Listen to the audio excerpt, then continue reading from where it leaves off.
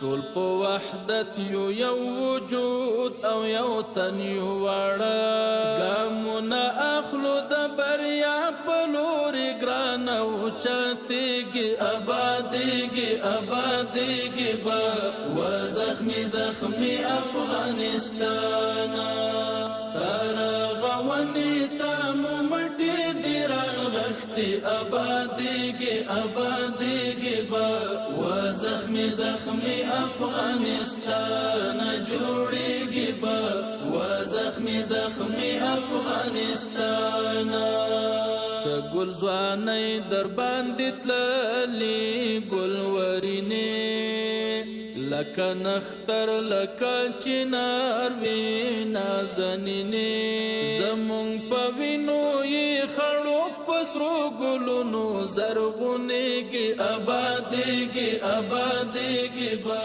و زخمي د سلنګونو لویه لار د افغانستان له مهمو بنسټیزو ترانزیټي لویو لارو څخه شمیرل کیږي چې د هیواد مرکز له شمالي ولایتونو سره نښلوي.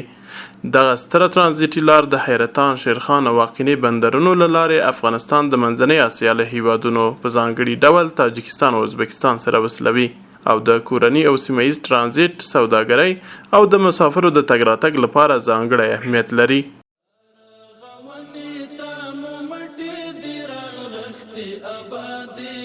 ابادېږي به و زخمي افغانستان جوړېږي به و زخمي افغانستان د سیاست د سلنګونو لویه لار د افغانستان له مهمو او حیاتي لویو لارو څخه شمیرل کیږي چې د هېواد د پلازمېنې سره د شمالي ولایتونو پر نښلولو، تجارتي انتقالاتو او ترانزیت کې مهم نقش لري.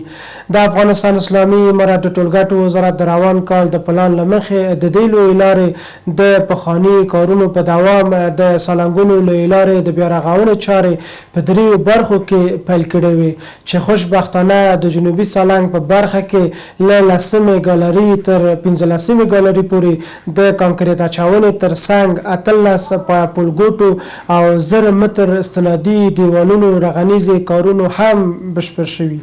همدارنګه د شمالي سالنګ په برخه کې له 18مې ګالري څخه د شاول سیمې پورې د کانکریټي پلګوټو او استنادي دیوالونو کارونه هم بشپړ شوي دي چې لله الحمد د شمالي سالنګ ټولې ګالري د وزارت له پلان سره سم بیا رغول شوي دي. د جنوبي او شمالي سالنګ د پلان شوي برخو د کانکریټ اچونې چارې په دریو طبقو کې ترسره شوي دي. همداراز له خنجان تر دوشي پورې د دې لویې لارې 10 کیلومتر سرک د قیرا چاونې چارې هم بشپړ شوي دي.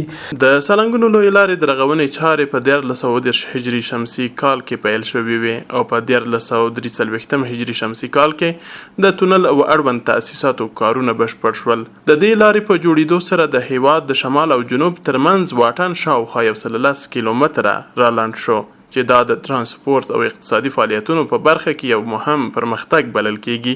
سره له دې چې یاده لویه لار په تیرو کلونو کې څو ځله بیا رغول شوې وه، خو د رغونې ټیټ کیفیت او د دوامداره ساتنې او څارنې نشتونې د دې لامل شو چې سړک تخریب شي او د تګ راتګ پر وړاندې جدي ستونزې رامنځته کړي. د همدې ستونزې د هوارولو په موخه د افغانستان اسلامي امارت د ټولګټو وزارت د اقتصادي تګلارې سره سم د سلنګونو لویې لارې د 80 کیلومتره سړک د اساسي بیا رغونې چارې د شمالي سالنګ، سویلي سالنګ او دوشي خنجان په برخو کې پیل شوې. د دې پروژې مالی لګښت د اعلی قدر امیر المؤمنین حفظه الله د ځانګړي فرمان له مخې د ټول پلازا له عوایدو څخه تمویلېږي. ټولګټو وزارت د یادې لویې لارې د روان کال د پلان شویو برخو چارې بشپړې کړې دي. د سړک کانکریټي چارې په دریو طبقو کې ترسره شوي دي چې ټولیز ضخامت یې 15.5 سانتي مترو ته رسیږي. دغه راز د کانکریټ پر وروستۍ طبقه د اسفالټ محافظتي لایه هم اچول شوې ده څو د سړک د تخریب مخه ونیول شي. خوشبختانه امسال ما در 3 لار در سالنگ جنوبی، سالنگ شمالی و خنجان دوشی کارهای ما جریان داشت. در ساحه سالنگ جنوبی و سالنگ شمالی ما از طبقات CRCP، CTB و فیلتر استفاده میکنیم، یعنی طبقات اساسی سالنگ شمالی و سالنگ جنوبی سه طبقه اساسی ساخته شده که طبقه اول زود طبقه فیلترلیشن است، طبقه فیلتری است که با ضخامت 42 سانتی در ساحه کلوز یا گالری استفاده میکردیم و در ساحه باز با ضخامت 32 سانتی و از طبقه سی تی بی که ضخامت آن 15 سانتی می باشد. در او ما از 5% الی 8% سمنت که به خاطر تقویتش استفاده میکنیم و طبقه سی آر سی پی ممکن است ضخامتش 28.5 سانتی است که در طبقه سی آر سی پی ما از دو نوع مواد علاوگی به خاطر کانکریت استفاده میکنیم که یک موادش به نام فایبر سیل یاد میشه و مواد دومیش به نام سیلیکافوم به خاطر بلند بردن مقاومت کانکریت استفاده میکنه و از فایبر سیل به خاطر جلوگیری از کراکای خود سی آر سی پی استفاده میکنیم. د ټولګټو وزیر محترم الحاج ملا محمد عیسی ثانی د یادې لویې لارې د بیارغونې له چارو څخه وخت پر وخت لیدنه کړې ده او اړوند تخنیکي ټیمونو او قراردادي شرکتونو مسؤلینو ته یې د کار د لوړ کیفیت، چټکتیا او پر ټاکلي وخت د بشپړېدو په اړه لازمې لارښوونې کړې دي.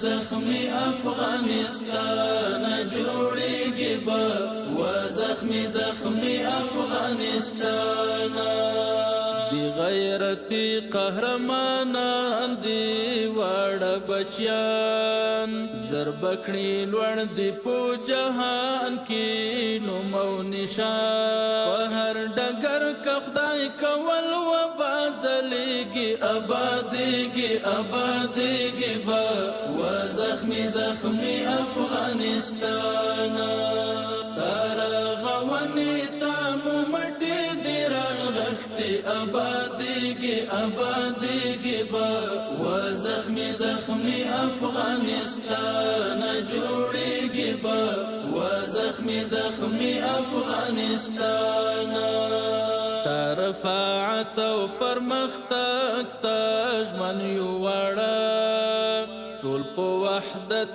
یو وجود او یو تن یو واړه ګامونه اخلو د بریا په لورې ګرانه اوچتېږي آبادېږي به په ورته وخت کې د سالنګونو لویې لارې د دوشي خنجان برخې د لومړي لاټ 10 کیلومتره سړک د اسفالټ چارې هم بشپړې شوې دي. بسم الله الرحمن الرحیم.